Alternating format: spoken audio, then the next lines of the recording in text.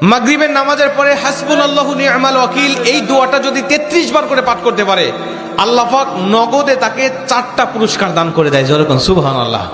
এবং এই পুরস্কারগুলো আপনি নিজের চোখে দেখতে পারবেন যে হাসবুনাল্লাহু নি'মাল ওয়াকিল এই দোয়াটা পাঠ করার কারণে আল্লাহ পাক আপনাকে কি কি বেনিফিট দান করেছে। 1 নম্বরে আল্লাহ পাক আপনার দুশ্চিন্তা, আপনার টেনশন আল্লাহ পাক দূর করে দিবে। আপনি যত বড় দুশ্চিন্তায় থাকেন না কেন, আপনার টেনশন আপনাকে একদম শেষ করে দিচ্ছে।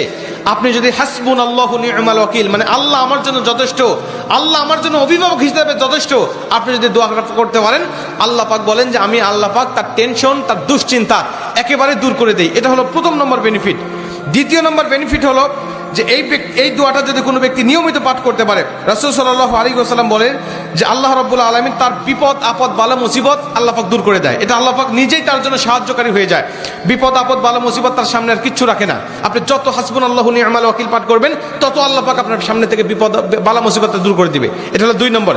3 নম্বরে নবীজি সাল্লাল্লাহু আলাইহি ওয়াসাল্লাম বলছেন, যে ব্যক্তি হাসবুনাল্লাহু নি'মাল ওয়াকিল বেশি বেশি পাঠ করবে, আল্লাহ রাব্বুল আলামিন সে যদি কারোর দ্বারা জুলুম শিকার হয়ে থাকে, সে মাজলুম, তার উপরে কেউ জুলুম করেছে, তার উপরে কেউ কষ্ট দিয়েছে, তাকে এই কষ্টটা সে পেয়ে আল্লাহ পাকের কাছে হাসবুনাল্লাহু নি'মাল ওয়াকিল পাঠ করেছে, আল্লাহ পাক বলেন নিজেই আমি ওই মাজলুমের পক্ষে হয়ে যাই, জালিমের বিপক্ষে আমি আল্লাহ নিজের অবস্থানটা দাঁড় করা দেই। যেরকম সুবহানাল্লাহ।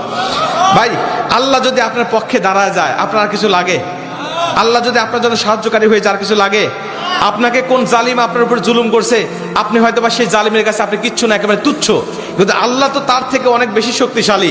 আল্লাহ পাক বলে যে আমি তখন ওই মাজলুমের পক্ষে দাঁড়া যাই, ওই জালিমের বিপক্ষে দাঁড়া যাই, আমি আল্লাহ আমার নিজের মতো করে আমি তখন বিচারটা শুরু করে দেই। যেরকম সুবহানাল্লাহ।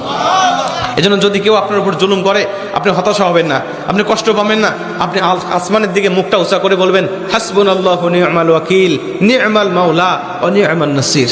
আপনি এই দোয়াটুকু শুধু পাঠ করবেন, দেখবেন যে আল্লাহ পাক আপনার সব হতাশা, সব দুশ্চিন্তা, সব টেনশন আল্লাহ পাক মুহূর্তের মধ্যেই আল্লাহ পাক আপনার দূর করে দিয়েছে। যেরকম সুবহানাল্লাহ। এবং 4 নম্বরে রাসূল সাল্লাল্লাহু আলাইহি ওয়াসাল্লাম বলছেন যে তাকে আল্লাহ পাক দুনিয়া এবং আখিরাতের কল্যাণগুলো আল্লাহ পাক তাকে দান করে দেয়।